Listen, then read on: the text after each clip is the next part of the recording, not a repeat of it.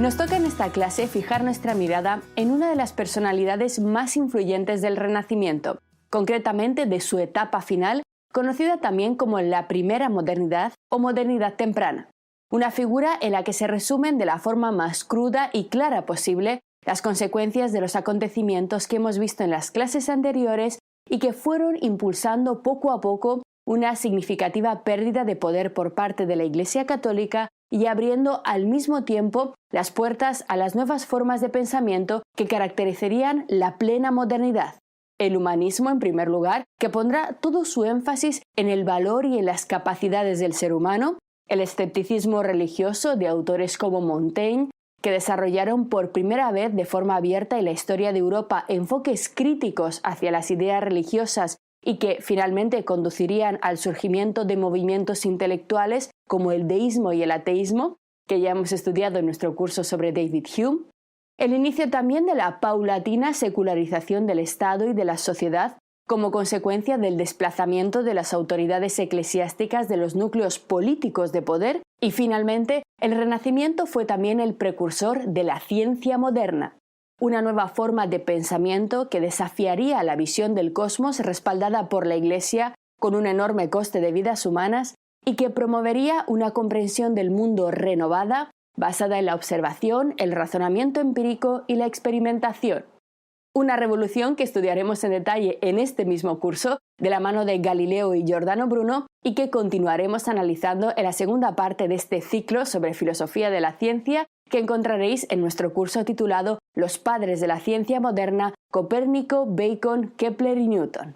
Sin embargo, volvamos al comienzo de la clase, donde decíamos que estábamos a punto de iniciar el estudio de la biografía de una de las figuras más importantes e influyentes del Renacimiento tardío, Martín Lutero, un pensador cuyas radicales propuestas darían lugar a la ruptura de la Iglesia Católica primero en una y después en decenas de nuevas interpretaciones del cristianismo. Pero, ¿cómo comenzó todo? ¿Qué llevó a Lutero a iniciar su célebre reforma? La noticia de la venta de indulgencias por parte del fraile dominico Johann Tetzel y sus espectáculos públicos que estudiamos en la clase anterior no tardó en extenderse por toda Alemania, llegando muy rápidamente también a la ciudad de Wittenberg, situada a menos de 50 kilómetros de distancia.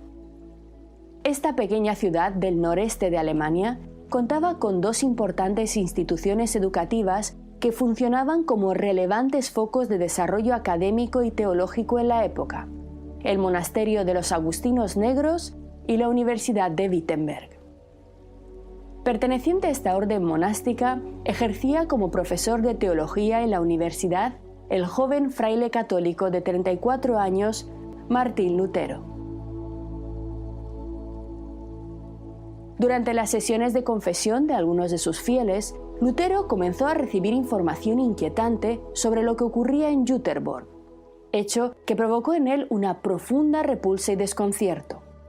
Tras un periodo de reflexión y estudio de las Escrituras, en busca de una justificación teológica de los hechos relatados por sus feligreses, y sin haber logrado encontrar en la Biblia nada capaz de apoyar el uso que estaba dando la Iglesia a las indulgencias, el joven fraile comenzó a cuestionar las prácticas de la Iglesia Católica y la autoridad del Papa como verdadero intermediario entre los seres humanos y la divinidad, un intermediario capaz de conseguir, por medio de su simple voluntad, el perdón de los pecados.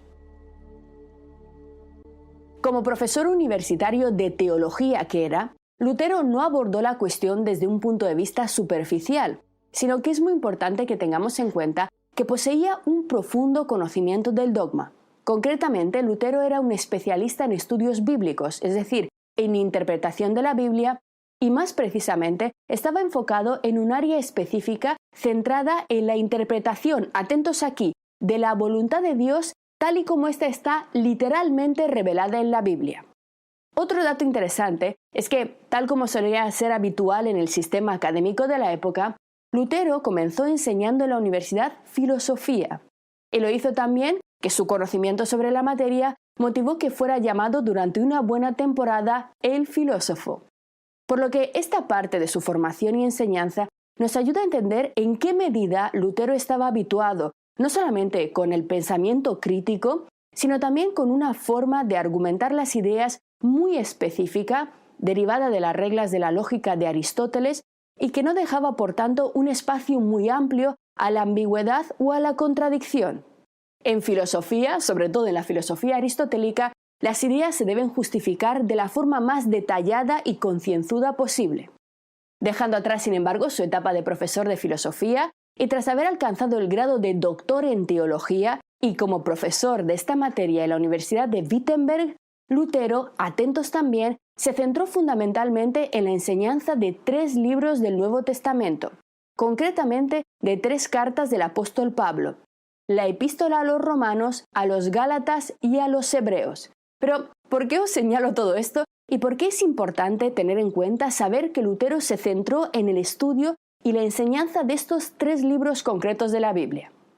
Fijaos, el trabajo de Lutero sobre estos 3 textos resulta absolutamente capital para entender todo lo que ocurrió después, ya que en ellos, sobre todo en la epístola a los romanos, aparece una idea que será completamente central en el desarrollo del pensamiento teológico de Lutero hacia la Reforma. ¿Y qué idea es esta? La idea de la justificación por la fe. Pero, ¿qué significa todo esto? Si no sois expertos en doctrina, seguramente no os suene de nada. ¿Qué es exactamente esto de la justificación por la fe? En el marco de la religión cristiana, esta doctrina vendría a afirmar que los seres humanos solamente pueden salvarse, atentos aquí, solo pueden justificarse ante Dios como merecedores de su perdón por medio de su fe en Jesucristo y nada más. No por sus obras, no por sus esfuerzos, no por sus méritos. Exclusiva y simplemente la fe bastaría para alcanzar la salvación. De hecho, en la epístola a los romanos, el apóstol Pablo dice literalmente: el justo vivirá por la fe. Es decir, el ser humano justo vivirá eternamente, alcanzará la vida eterna por su fe. A partir de estos textos, de estos 3 libros, Lutero interpretó que los fieles en realidad no necesitan nada más que su propia fe para alcanzar la salvación, de tal forma que no necesitan ni intermediarios por parte de la Iglesia, ni plegarias, ni indulgencias, ni donaciones, ni actos específicos. Esta visión, esta interpretación de la Biblia, como podéis imaginar, chocaba frontalmente con la práctica de la venta de indulgencias para la construcción de la Basílica de San Pedro del Vaticano, que estaba siendo extendida por la Iglesia católica del momento. Tras reflexionar en profundidad sobre todo ello, el 31 de octubre de 1517, Lutero redactó una lista de 95 tesis, de 95 frases, de 95 sentencias, que resumían diversos puntos de vista críticos con las prácticas de la Iglesia católica y la clavó en la puerta de la iglesia del castillo de Wittenberg, que en estos momentos, atentos, servía como un lugar común para la publicación de anuncios y debates académicos. Por tanto, es muy importante subrayar aquí este dato para tener en cuenta que sus tesis inicialmente no fueron planteadas en absoluto como un intento de rebelión y como un plan para romper en pedazos el cristianismo, sino simplemente como un debate universitario, como un debate académico. Ni siquiera estaban realmente dirigidas al público en general, sino que buscaban la opinión de los académicos especialistas en este tema concreto. Digamos que Lutero pinchó un artículo crítico en el corcho, en el panel de anuncios de su propia universidad, no queriendo, al menos en un primer momento, dirigirse con ello a la sociedad en general y crear un escándalo, sino simplemente plantear una serie de cuestiones que quería debatir y que quería aclarar con otros expertos en estudios bíblicos. Lo que Lutero no podía prever era la gran aceptación que recibirían sus críticas y que desbordarían casi inmediatamente los límites del ámbito universitario. Pero para comprenderlo mejor, os invito a que vayamos, como siempre, a las fuentes, a que leamos directamente el texto redactado por Lutero, ya que en sus propias palabras podremos percibir con mucha más claridad las intenciones iniciales de este documento. Por tanto, atentos, el contenido principal del texto, que todos conocemos coloquialmente como las 95 tesis, pero que Lutero tituló como Disputatio pro declaratione virtutis indulgentiarum, o el cuestionamiento sobre el poder y la eficacia de las indulgencias, puede dividirse en 4 puntos fundamentales. En primer lugar, el cuestionamiento de la autoridad papal. En segundo lugar, la crítica a las penas del purgatorio y al purgatorio mismo, lo veremos enseguida. En tercer lugar, la crítica al enriquecimiento de la Iglesia por medio de las indulgencias. Y finalmente, una propuesta de la no necesidad de una mediación eclesiástica para la salvación del ser humano. Sin embargo, como os decía, vayamos a los textos, porque siempre es mucho mejor, es la mejor forma de ver todas estas ideas en su verdadero contexto y en su verdadera dimensión. Fijaos, tras las primeras 4 tesis de nuestra lista, centradas en la noción de penitencia, que aquí no nos interesa demasiado, Lutero comienza el texto poniendo en cuestión la autoridad papal en lo que hace al perdón de los pecados y comienza afirmando, en coherencia con su interpretación de la epístola a los romanos, que respecto a esta cuestión todos los cristianos son iguales ante Dios. Atentos. El Papa no quiere ni puede remitir culpa alguna, salvo aquella que él mismo ha impuesto, sea por su arbitrio o sea por conformidad a los cánones. 6. El Papa no puede remitir culpa alguna, sino declarando y testimoniando que ha sido remitida por Dios, atentos aquí, o remitiéndola con certeza en los casos que se ha reservado para sí mismo. Si estos fuesen menospreciados, la culpa subsistirá íntegramente. Claro, ¿qué es lo que nos está diciendo Lutero aquí?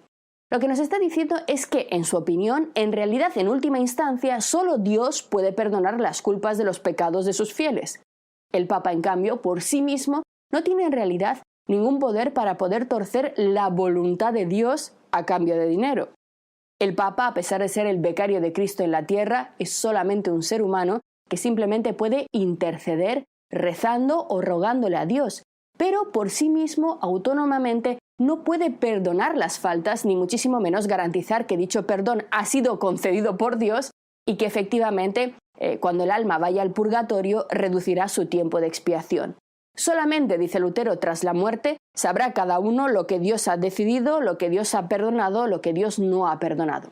Digamos que Lutero está diciendo que el Papa se extralimita al afirmar, al decir que él mismo puede modificar de alguna forma la voluntad divina y, a continuación, continúa criticando lo que constituía, como hemos visto en la clase anterior, el sentido último de las indulgencias, acortar el tiempo en el purgatorio.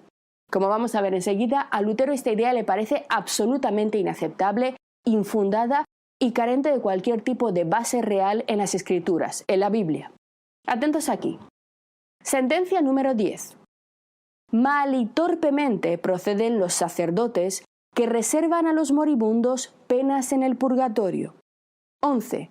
Esta cizaña, cual ha de transformar la pena católica en pena en el purgatorio, parece por cierto haber sido sembrada mientras los obispos dormían.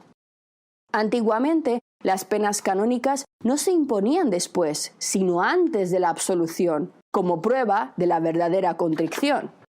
Los moribundos son absueltos de todas sus culpas a causa de la muerte, y ya están muertos para las leyes canónicas, quedando de derecho exentos de ellas. Por tanto, como podemos ver, Lutero está empezando a criticar las doctrinas relacionadas con el purgatorio, sobre todo en la medida en que éstas eran empleadas para manipular a los fieles y vender más indulgencias.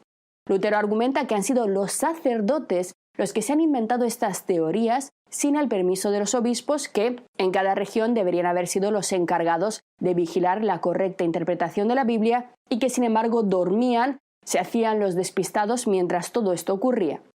El mayor problema para Lutero es que estas enseñanzas no solamente aterrorizaban a los fieles, sino que, sobre todo, la posibilidad de comprar el perdón a cambio de dinero, a cambio de donaciones, minimizaba la importancia del verdadero arrepentimiento. Las indulgencias, en su opinión, llevaban a los creyentes a confiar en rituales externos, oficiados por diversos miembros de la Iglesia, en lugar de centrarse en un verdadero cambio interior y en una fe sincera.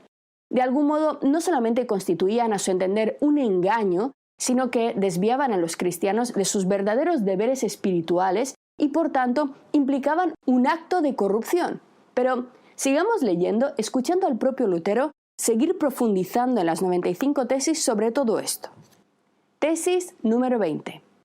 Por tanto, cuando el Papa habla de la remisión plenaria de todas las penas, no significa el perdón de todas ellas, sino solamente las de aquellas que él mismo ha impuesto. Es decir, ahí está, el Papa solamente tiene poder sobre lo que él mismo ha decidido pero no tiene poder sobre el propio Dios. 21. En consecuencia, yerran, se equivocan aquellos predicadores de indulgencias que afirman que el hombre es absuelto a la vez que salvo de toda pena a causa de las indulgencias del Papa. 22. De modo que el Papa no remite pena alguna de las almas del purgatorio que, según los cánones, ellas deberían haber pagado en esta vida. Es lo que está diciendo Lutero también, fijaos, esto es importante. No podemos transmitir penas, pecados al purgatorio, al ámbito post-mortem de los cristianos, sino que todo lo que se tiene que purgar, todo lo que se tiene que expiar ha de ser en esta vida. Por esta razón, la mayor parte de la gente es necesariamente engañada por esta indiscriminada y jactanciosa promesa de la liberación de las penas. Mera doctrina humana predican aquellos que aseveran que tan pronto suena la moneda que se echa en la caja, el alma sale volando. ¿De qué nos suena esto? Como os decía en la clase anterior, es una cita literal de la célebre frase de Johann Tetzel, del fraile dominico que vendía indulgencias en Göteborg. Así que mera doctrina humana predican aquellos que aseveran que tan pronto suena la moneda que se echa en la caja, el alma sale volando al cielo. Más cierto es que cuando al tintinear la moneda cae en la caja, lo que va en aumento es el lucro y la avaricia, mas la intercesión de la Iglesia depende solo de la voluntad de Dios. No importa cuántas monedas se echen en la caja, solamente Dios puede decidir sobre el perdón de los pecados de los hombres. Hemos de cuidarnos mucho de aquellos que afirman que las indulgencias del Papa son el inestimable don divino por el cual el hombre puede ser reconciliado con Dios. Cualquier cristiano, atentos aquí, cualquier cristiano verdaderamente arrepentido tiene derecho a la remisión plenaria de pena y culpa aún sin carta de indulgencias. Aquí está, solo la fe, solo el arrepentimiento bastan para que los cristianos se salven. No necesitan pagar dinero a la Iglesia, no necesitan las indulgencias. Cualquier cristiano verdadero, sea que esté vivo o muerto, tiene participación en todos los bienes de Cristo y de la Iglesia. Esta participación le ha sido concedida por Dios aún sin cartas de indulgencia. Se insiste una y otra vez en las indulgencias, en el problema que estaban generando. Hay que instruir a los cristianos que aquel que socorre al pobre o ayuda al indigente realiza una obra mucho mayor que si comprase indulgencias. 45. Debe enseñarse a los cristianos que el que ve a un indigente y sin prestarle atención da su dinero para comprar indulgencias, lo que obtiene en verdad no son las indulgencias papales, sino la indignación de Dios. Esta es la clave de la teoría de Lutero. Al pagar indulgencias, de alguna forma, las personas empiezan a pensar que no tienen que hacer verdaderos actos de caridad, no ayudan a los pobres, a los necesitados. Por tanto, debe enseñarse a los cristianos que el que vea a un indigente y sin prestarle atención da en cambio su dinero a comprar indulgencias, a construir la Basílica de San Pedro del Vaticano, lo que obtiene no son indulgencias, perdones papales, sino la indignación de Dios. Se debe enseñar a los cristianos que al otorgar indulgencias, el Papa tanto más necesita cuanto desea una oración ferviente por su persona antes que dinero en efectivo. Hay que enseñar a los cristianos que las indulgencias papales son útiles si en ellas no ponen su confianza, pero muy nocivas si a causa de ellas pierden el temor de Dios. 50. Debe enseñarse a los cristianos que si el Papa conociera las acciones de los predicadores de indulgencias de Tetzel, preferiría que la Basílica de San Pedro se redujese a cenizas antes que construirla con la piel, la carne y los huesos de sus ovejas. 51. Debe enseñarse a los cristianos que el Papa estaría dispuesto, como es su deber, a dar su pecunio a muchísimos de aquellos a los cuales los pregoneros de indulgencias sonsacan el dinero, aun cuando para ello tuviera que vender la Basílica de San Pedro si fuera menester. Se ofende a la palabra de Dios cuando en un mismo sermón se dedica tanto o más tiempo a las indulgencias que a ella. Ha de ser la intención del Papa que si las indulgencias, que muy poco significan, se celebran con una campana, una procesión y una ceremonia, el Evangelio, que es lo más importante, deba predicarse con 100 campanas, con 100 procesiones y con 100 ceremonias. Una nueva referencia clara a los espectáculos, a las procesiones de las que os hablaba en la clase anterior que hacía Tetzel.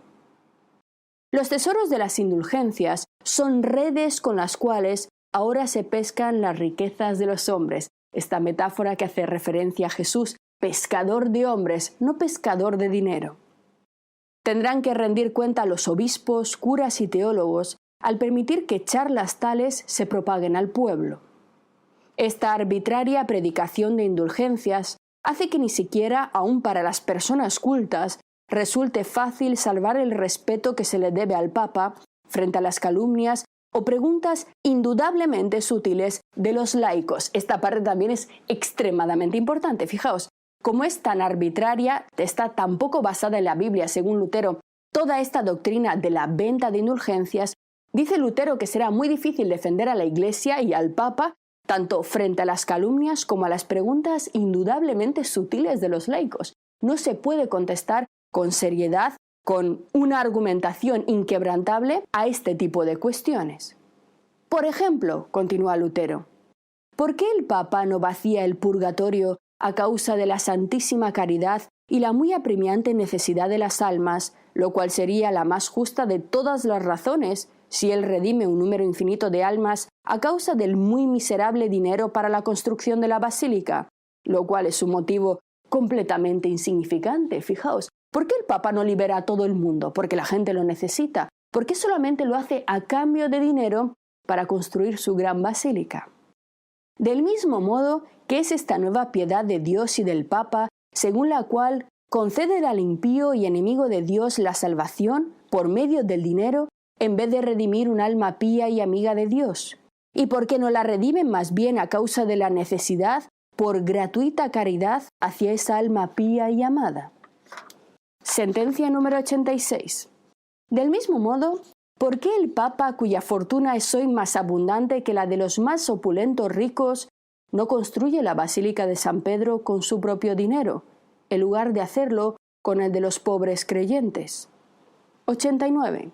Dado que el Papa, por medio de sus indulgencias, busca más la salvación de las almas que el dinero, ¿por qué suspende las cartas e indulgencias ya anteriormente concedidas si son igualmente eficaces? Fijaos, esto era también muy escandaloso, y es que cada nuevo Papa cancelaba en algunas ocasiones las indulgencias que los anteriores habían concedido para volver a cobrar. Reprimir estos sagaces argumentos de los laicos atentos solo por la fuerza, sin desvirtuarlos con razones, significa exponer a la Iglesia y al Papa a la burla de sus enemigos y contribuir a la desdicha de los cristianos. También muy interesante esto. No se puede contestar a todas estas preguntas que Lutero está planteando solamente con la violencia, con la represión, sino hay que intentar razonar, hay que intentar explicar, y si esto no tiene ningún sentido, abandonar esta doctrina. Y fijaos cómo termina Lutero su escrito, las 95 tesis. Por amor a la verdad y en el afán de sacarla a la luz, se discutirán estas tesis en Wittenberg bajo la presencia de Martín Lutero, maestro de artes y en Sagrada Escritura y profesor ordinario de esta última disciplina en esa localidad. Por tal razón, ruega que los que no puedan estar presentes y debatir oralmente con nosotros, lo hagan, aunque ausentes, por escrito. En el nombre de nuestro Señor Jesucristo. Amén. Wittenberg, 31 de octubre de 1517. Esta invitación que encontramos al final de las 95 tesis es extremadamente importante porque nos revela el propósito original del documento. Como os comentaba al principio de la clase hace un momento, Lutero no escribió las tesis inicialmente como un acto de rebelión abierta, sino como una propuesta para un debate académico. Esta invitación no estaba dirigida al público en general, sencillamente porque la gente de a pie no contaba con la formación suficiente como para poder abordar un debate sobre cuestiones de este tipo. Como señala Lutero insistentemente en sus textos, la mayoría de los creyentes de su momento eran indoctos, es decir, no sabían nada verdaderamente de su propia religión, no habían leído jamás en su vida la Biblia, no conocían las reglas que ordenaban internamente la Iglesia, no sabían interpretar los textos sagrados, no tenían por tanto un conocimiento sólido de su religión, sino que simplemente se dejaban llevar por las costumbres, las tradiciones y lo que el sacerdote de su parroquia les dijera en la misa y punto. Esta falta de formación religiosa, como veremos, representaba para Lutero una de las principales razones por la que los creyentes podían ser fácilmente engañados por la Iglesia, que les podía hacer creer cualquier cosa sobre pretexto de que dicha norma o que dicha doctrina estaba en la Biblia o que incluso había sido defendida por el propio Jesucristo. Podían decir lo que quisieran, que existía el purgatorio o hasta que era obligatorio pavimentar el Vaticano de mármoles, que la gente normal y corriente no podría jamás contradecirles porque no sabían cuál era realmente el contenido de la Biblia. Hablaremos de esta cuestión concreta en un momento, ya que es muy importante, pero volviendo al texto, el hecho de que Lutero invitara a un debate público dentro del ámbito académico nos sugiere también que en un primer momento lo que buscaba era reformar la Iglesia desde dentro y no tanto romper con ella completamente. Sin embargo, como os decía, la rápida difusión de sus tesis y la fuerte reacción que provocaron transformaron rápidamente este gesto académico en un movimiento que llevó a la ruptura con la Iglesia católica. Sin embargo, Lutero no se quedó en esta primera denuncia inicial, sino que a medida que pasaba el tiempo y que recibía más apoyos, comenzó a profundizar mucho más en sus críticas, ampliando significativamente sus denuncias, y en su obra sobre la libertad cristiana publicada en 1520 llegó a afirmar: un cristiano no necesita nada más que la palabra de Dios para vivir. La fe basta para justificar al hombre. En este sentido, enlazando con la idea original de la justificación por la fe, en el luteranismo el papel de los sacerdotes, llamados también pastores o ministros, pasaría a ser muy diferente al de los sacerdotes católicos debido a la introducción de la doctrina del sacerdocio de todos los creyentes. ¿Qué es esta doctrina? Según esta posición introducida por Lutero, todos los cristianos deben ser considerados sacerdotes a los ojos de Dios, lo que significa que cada creyente tiene en realidad acceso directo a Dios sin necesidad de mediación humana alguna. Esto llevó a lo que podríamos llamar, muy entre comillas, a una democratización de la vida espiritual y a una importantísima reducción del rol del clero como mediadores exclusivos. Pero si el sacerdote ya no tenía este papel de intermediario obligatorio entre el ser humano y Dios, ¿cómo podía un creyente luterano conocer el contenido de su religión? ¿Cómo podían ahora los nuevos protestantes saber en qué tenían que creer, cuál era el contenido de las bienaventuranzas, de los mandamientos o de la predicación evangélica? La solución ofrecida por Lutero a este problema es extremadamente importante, no solamente para la historia de las religiones, sino para la historia misma de la humanidad, ya que implicó una verdadera y absoluta revolución que tendría enormes consecuencias para el desarrollo intelectual, filosófico, científico, tecnológico y cultural de Europa a todos los niveles. La única forma de lograr que cada creyente dejara de ser un indocto, no alguien fácilmente manipulable, era que cada individuo pudiera leer por sí mismo la Biblia. Y animando a ello, Lutero escribió: «Los papas y los concilios han cometido errores. Solo las escrituras son infalibles». Por tanto, leyendo de forma autónoma en la comodidad de su casa, cada creyente podía comenzar a conocer por sí mismo lo que decía la Biblia. Sin embargo, lograr algo como esto era una tarea extremadamente difícil y muy ambiciosa. En primer lugar, porque las Biblias hasta el siglo XV, en su inmensa mayoría, estaban escritas en latín, una lengua culta que no todo el mundo manejaba ya, y aún más importante, una lengua que la inmensa mayoría de la gente no podía leer aunque quisiera, porque prácticamente la totalidad de la población europea del momento era analfabeta. Por ello, y para permitir el acceso de los cristianos de a pie a las palabras del texto sagrado del cristianismo, Lutero decidió llevar a cabo una empresa capital: traducir la Biblia del griego al alemán común, al alemán vulgar hablado por la gente.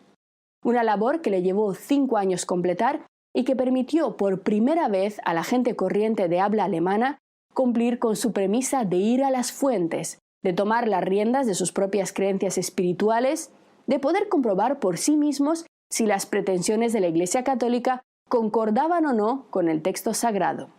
Pero había un segundo problema. Aunque Lutero hubiera traducido la Biblia al alemán, su reforma no habría sido posible sin la aparición unos 70 años antes de una innovación tecnológica que también estaría llamada a cambiar la historia de la humanidad: la imprenta. Hasta ese momento, la compra de libros era un privilegio reservado para las clases más ricas.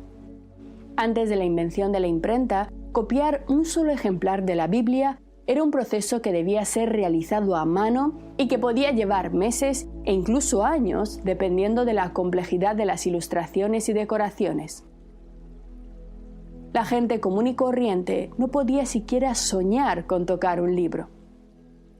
Con la llegada de la imprenta de tipos móviles, inventada por Johannes Gutenberg en 1440, la producción de libros experimentó una auténtica revolución. La nueva tecnología redujo significativamente el tiempo de producción, y aunque el proceso de configuración inicial de la imprenta era muy laborioso, una vez que se completaba, las páginas podían imprimirse en masa de forma muy rápida. El primer libro de la historia impreso con el sistema de tipos fue precisamente la Biblia, conocida como la Biblia de Gutenberg o la Biblia de 42 líneas.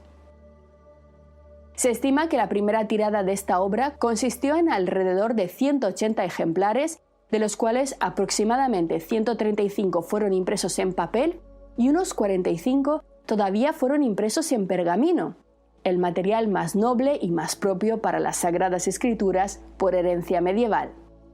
El trabajo de impresión completa de estos 180 ejemplares de unas 1282 páginas llevó alrededor de 2 años, incluyendo, eso sí, la creación desde cero de todos los tipos, es decir, el fundido de todas las letras en plomo, el montaje de las páginas y también las pruebas iniciales. Se tardó bastante, pero es que estábamos ante el primer proyecto de impresión por este método de la historia de la humanidad, por lo que no había precedentes y los desafíos técnicos eran considerables. Hubo que crear una tinta nueva, específica para la prensa, crear un sistema de alineamiento y buscar la calidad adecuada de un papel para que todo se secara adecuadamente. Sin embargo, pronto la pericia de los impresores y la propia tecnología mejoró, permitiendo producir libros a una escala enorme y con ello bajar los costes y los precios finales de cara al público. Estos dos hechos tuvieron unas consecuencias, como os decía, absolutamente colosales para la historia cultural de Europa. En primer lugar, la doctrina de Lutero, unida a la posibilidad de comprar libros de forma asequible, llevó la lectura a una audiencia enormemente más amplia y la transformó además en una tarea diaria. Ello impulsó la alfabetización masiva de capas de la población que jamás habían siquiera soñado con aprender a leer y que ahora debían hacerlo para lograr la salvación espiritual. Para ilustrar esta revolución viene en nuestra ayuda, por supuesto, el arte. Como es el caso de este bellísimo cuadro de Gerrit Dou, discípulo de Rembrandt, que nos muestra a una anciana completamente concentrada y volcada en la lectura de un libro. Una mujer mayor, una persona normal, aprendiendo, reflexionando, sumergida en la lectura. Aquí tenemos otro cuadro, en este caso atribuido al propio Rembrandt, conocido como la profetisa Ana o la madre de Rembrandt, que nos muestra la misma escena. La nueva obligación empujó a los protestantes a que tuvieran que realizar por sí mismos un enorme esfuerzo intelectual diario de comprensión lectora y de interpretación. Así que, cuando nos asalte la duda de por qué en el norte de Europa los estudiantes sacan siempre las mejores calificaciones en materias lingüísticas, en índices como por ejemplo PISA, tendremos que recordar que se debe en parte a una cuestión de herencia cultural, ya que los cristianos protestantes, tras la Reforma, les iba la salvación en ello. Se vieron obligados a tener que poner delante de sus narices un libro de miles de páginas e intentar comprenderlo so pena de acabar ardiendo en el infierno. Un ejercicio mental que despertó las mentes de miles y miles de europeos. Porque, por supuesto, las imprentas primero publicaron Biblias, pero poco a poco después comenzaron a hacer circular muchos otros tipos de libros, facilitando la difusión del conocimiento, la ciencia, la literatura y la educación para los que ahora sabían leer. Las ideas planteadas por los nuevos astrónomos, físicos, matemáticos, biólogos, podían ahora llegar a las manos de muchas más personas capaces de comprender sus ideas. Leer se puso de moda. Cada vez más gente leía y las imprentas comenzaron a multiplicarse en el norte de Europa. Las imprentas oficiales, pero también las clandestinas, como fue el caso de las célebres imprentas de Ámsterdam, que se convirtieron durante el siglo XVI en un centro vital para la distribución de textos considerados heréticos, subversivos o que estaban directamente prohibidos por las autoridades religiosas o políticas de Europa. Esto incluía, por supuesto, literatura protestante, pero también textos científicos y filosóficos que desafiaban las enseñanzas de la Iglesia. Algunos de los ejemplos más significativos son los siguientes. El De Revolutionibus Orbium Coelestium, o sobre las revoluciones de los orbes celestes de Nicolás Copérnico, que si bien se publicó inicialmente de forma legítima, más tarde fue incluido en el índice de libros prohibidos por la Iglesia Católica, concretamente en 1616. Imprentas clandestinas de Ámsterdam y Nuremberg participaron en la producción y distribución de copias no autorizadas de este texto capital, que si os interesa, leemos en nuestro curso sobre los padres de la ciencia moderna. En segundo lugar, la obra completa de Giordano Bruno, autor que estudiaremos en detalle en este curso. Después de su ejecución en el año 1600, las imprentas clandestinas de Ámsterdam reimprimieron algunas de sus obras como Sobre la infinitud del universo, donde Giordano hablaba de una magnitud infinita para el universo inaceptable para la Iglesia Católica, como hemos estudiado en las primeras clases del curso, y también la existencia de mundos posibles. En tercer lugar, destaca también el Epitome Astronomiae Copernicane de Johannes Kepler. Aunque este libro fue publicado originalmente en Alemania, copias de las primeras ediciones se imprimieron en talleres clandestinos de Ámsterdam para ser distribuidas en territorios católicos donde las ideas copernicanas eran reprimidas. Y finalmente, en lo que respecta a nuestro curso, el diálogo sobre los dos sistemas máximos de Galileo, que después de ser prohibido por la Iglesia Católica en 1633, fue también reimpreso clandestinamente en Ámsterdam y distribuido por toda Europa. Las imprentas clandestinas desempeñaron, por tanto, un papel crucial en la preservación y difusión de las ideas científicas y filosóficas durante el Renacimiento y mucho más allá. Estas publicaciones permitieron a intelectuales y científicos desafiar las restricciones impuestas por las autoridades religiosas y políticas, contribuyendo significativamente al progreso del conocimiento y a la eventual secularización del pensamiento europeo, hecho que habría sido imposible si amplias masas de la población no hubieran sido obligadas a aprender a leer. Sin embargo, todas estas importantes consecuencias para el desarrollo intelectual y científico de la humanidad no fueron los verdaderos objetivos de Lutero, sino más bien daños colaterales. Me explico. La figura de Lutero suele estar rodeada de algunos tópicos que sería conveniente disipar. Siempre que escuchamos hablar de estas encendidas críticas a la Iglesia, nos imaginamos inmediatamente a Lutero como un pensador, como un auténtico filósofo, como un defensor de la razón, del pensamiento crítico, pero nada más lejos de la realidad. Aunque en su juventud Lutero estudió filosofía y llegó a ser llamado filósofo, con el paso del tiempo Lutero pasó a convertirse en un auténtico fanático religioso que abiertamente empezó a insultar y despreciar toda forma de filosofía, de ciencia, de conocimiento crítico con la religión. Esta actitud, que fue increciendo a lo largo de su vida, volviéndole cada vez más agresivo y soez, puede verse en sus textos, en los cuales el gran reformador del cristianismo, Martín Lutero, suele referirse a la filosofía con el calificativo de puta. Efectivamente, una de las expresiones más comunes de Lutero es la puta filosofía y la puta razón. Vamos a ver los textos porque sin duda os van a sorprender, ya que las cosas siempre son mucho más complejas de lo que parece. Todos estos fragmentos que vamos a leer ahora están extraídos de su obra De Servo Arbitrio, o sobre la voluntad determinada, escrito en contra de la obra De Libero Arbitrio, o sobre el libre albedrío, de Agustín de Hipona. Fijaos, nos dice Lutero: la razón es la grandísima puta del diablo, una puta comida por la sarna y la lepra. Con tales espantajos, Satanás infundió a los hombres temor a leer las sagradas escrituras, y las hizo aparecer como algo despreciable para que pudiera hacer reinar en la Iglesia su propia peste extraída de la filosofía. Fijaos, llamar peste a la filosofía en una época como esta, en la que hubo tantas muertes como hemos estudiado en las clases anteriores, es como mínimo un poco fuerte. Y continúa Lutero con su estilo elegante. Toda la iglesia del Papa es una iglesia de putas y hermafroditas.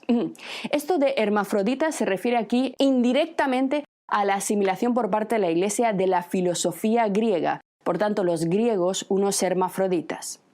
El Papa es un loco furioso, un falsificador de la historia, un mentiroso, un blasfemo, un cerdo y un burro. Todos los actos pontificios están sellados con la mierda del diablo y escritos con los pedos del asno papa. Estas palabras de Lutero inspiraron una vez iniciada la Reforma y con ayuda de la nueva imprenta, la difusión de todo tipo de grabados satíricos antipapales muy famosos en la época.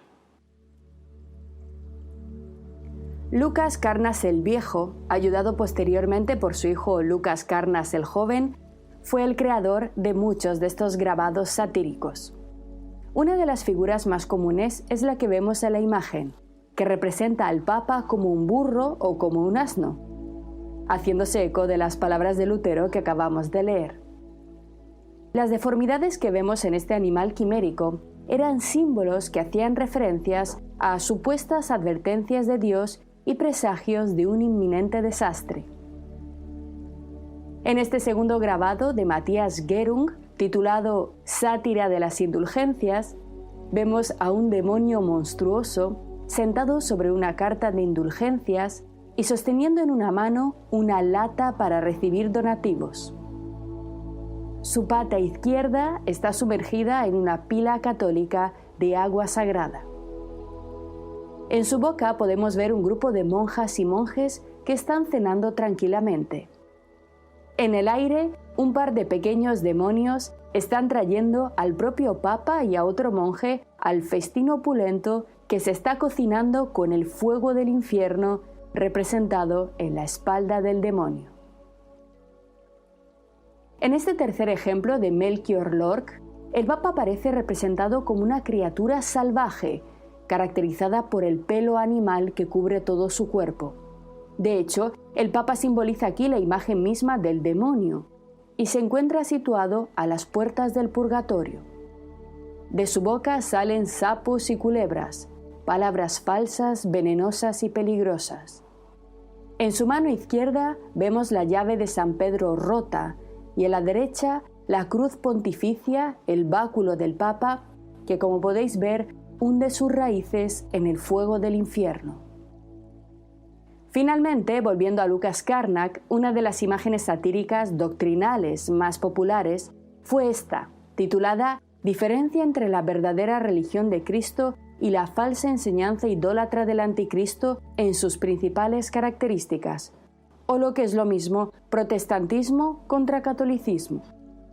Separados por una columna en el centro de la imagen, a la izquierda vemos un servicio religioso apropiado a la nueva doctrina.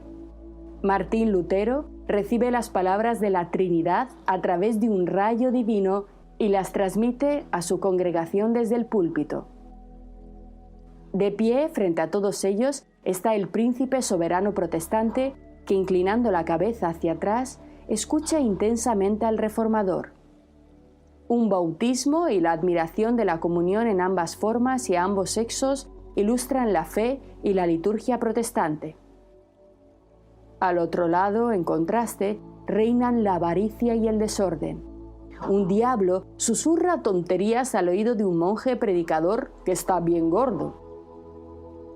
Otros aparecen llevando los bienes recogidos a la mesa para los regalos e indulgencias al Papa.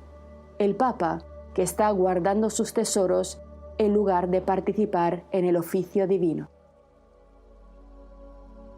Como decíamos, las intenciones de Lutero, la intensidad de sus críticas y su radicalismo fueron evolucionando a lo largo de su vida, pasando de un contenido debate académico a promover la ruptura con la Iglesia, a incitar el asesinato de judíos en su obra sobre los judíos y sus mentiras, a despreciar e insultar a la filosofía y a la ciencia y a escribir todo tipo de textos en los que su elegancia académica fue desapareciendo para ser sustituida por puros insultos, descalificaciones y todo tipo de tacos. Con la edad, Lutero se fue volviendo cada vez más agresivo y más radical, y así terminó diciendo cosas como estas: yo, el doctor Lutero, indigno evangelista de nuestro Señor Jesucristo, os aseguro que ni el emperador romano, Carlos V, ni el papa, ni los cardenales, ni los obispos, ni los santurrones, ni los príncipes, ni los caballeros podrán nada contra estos artículos, sus 95 tesis. A pesar del mundo entero y de todos los diablos, soy yo quien lo afirmo. Yo, el doctor Martín Lutero, hablando en nombre del Espíritu Santo, nada más y nada menos. No admito que mi doctrina pueda juzgarla nadie, ni aun los ángeles. Quien no escuche mi doctrina no podrá salvarse. Sin embargo, cabe preguntarse cómo pudo lograr Lutero todo esto. ¿Cómo pudieron sus ideas tener tales efectos? Porque está claro que esto no lo puede hacer un tipo simplemente gritando por la ventana críticas contra la Iglesia. La clave de todo fue el hecho de que muy pronto las ideas de Lutero recibieron apoyo político y con él económico. De hecho, sabiendo claramente que no conseguiría nada si no se hacía con el favor de los gobernadores, en 1520, 3 años después de clavar las 95 tesis, Lutero publicó su obra titulada Discurso a la nobleza alemana de la nación cristiana, uno de sus escritos más influyentes, que le sirvió para extender sus ideas reformistas más allá del ámbito eclesiástico a la sociedad en general y especialmente a los nobles alemanes. En este texto, Lutero hace un llamamiento directo a los príncipes para que asumieran un papel activo en la reforma de la Iglesia. Argumenta que el clero se ha vuelto completamente corrupto y que la reforma no puede esperar más tiempo e insta a la nobleza a tomar la iniciativa. Para llamar más su atención, Lutero les exhorta a asumir un papel activo en el liderazgo espiritual de sus territorios, afirmando que Dios les ha dado el poder no solamente para gobernar en asuntos seculares, terrenales, sino también para corregir los errores y los abusos eclesiásticos. En este sentido, la reforma pudo triunfar porque hubo poderosos intereses políticos que la apoyaron. Inmediatamente se alinearon con Lutero todos los príncipes y gobernantes que veían en la reforma una magnífica oportunidad para sí mismos. No se trató, por tanto, en muchos casos de una elección motivada por una preocupación espiritual o piadosa, sino simplemente de una oportunidad para consolidar y aumentar el propio poder, reduciendo además la influencia del Papa y de la estructura eclesiástica sobre sus territorios, mucho menos a repartir. Sin embargo, a pesar de todo lo que hemos visto, el gran sueño de Lutero no se cumplió. Su objetivo de acabar con la Iglesia católica y dar lugar a una nueva y única Iglesia reformada fracasó. La apertura de la crítica siempre tiene, sin embargo, estas consecuencias.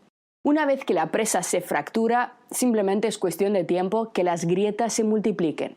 Tras Lutero, muchos otros comenzaron a plantear interpretaciones alternativas de la Biblia, hecho que dio lugar a una miríada de corrientes protestantes que siguen apareciendo incluso en nuestros días. Calvinistas, anglicanos, hugonotes, anabaptistas, presbiterianos, metodistas, bautistas, pentecostales, evangelistas, neocalvinistas, mormones, etc. Así que, en verdad, a Lutero le salió el tiro por la culata. Sin embargo, una de las consecuencias más terribles de todo esto fue el inicio de la reacción de la Iglesia Católica, de la contrarreforma por parte de la Iglesia Católica y una imparable sucesión de guerras de religión entre católicos y protestantes y también entre las diversas facciones de los propios protestantes que sumieron a Europa en una absoluta espiral de muerte y destrucción. La guerra más devastadora fue la Guerra de los 30 años entre 1618 y 1648, que comenzó con una lucha entre católicos y protestantes dentro del Sacro Imperio Romano, pero que pronto se extendió hasta convertirse en un conflicto generalizado por toda Europa. Esta guerra, atentos aquí, terminó con la Paz de Westfalia, en la que se oficializó, se consolidó un principio que ya existía, pero que realmente se puso por escrito, uno de los principios más infames, más nefastos y más terribles de toda la historia política europea, y que viene a explicar muchísimos de los problemas que habríamos de contemplar después. Me refiero al principio cuius regio eius religio, que podemos traducir algo así como según sea la del rey, así será la religión del pueblo. Fijaos, este principio estableció con el pretexto de pacificar la situación que cada príncipe, cada monarca, cada rey tendría a partir de entonces la potestad, atentos, de decidir la religión oficial de su reino, de tal forma que todos sus súbditos debían aceptar esta religión elegida por él o marcharse. Este terrible modelo fue implantado en muy diversas formas en Europa, contribuyendo sin embargo a alimentar la violencia religiosa y la fragmentación del continente. Sin embargo, también tuvo inmediatamente una fuerte reacción por parte de algunos de los más importantes filósofos de la modernidad, como John Locke o Voltaire, que ya absolutamente cansados de todos estos debates, del enorme derramamiento de sangre que habían traído estos conflictos por la religión, por el Vaticano, por el Papa, por las indulgencias y por el cristianismo, empezaron a reflexionar y a difundir la idea de la tolerancia religiosa. En su celebérrima e importantísima Carta sobre la Tolerancia de 1689, Locke argumentó que el Estado no tiene ningún derecho a imponer una religión oficial ni a interferir en las creencias de sus ciudadanos. Su enfoque introdujo importantes reflexiones sobre el principio de libertad individual y la absoluta necesidad de la separación entre la Iglesia y el Estado, sentando así las bases de una visión que se convertiría, afortunadamente para todos nosotros, en uno de los principios fundamentales de los sistemas democráticos modernos: el laicismo, la libertad de culto, de religión y de creencias.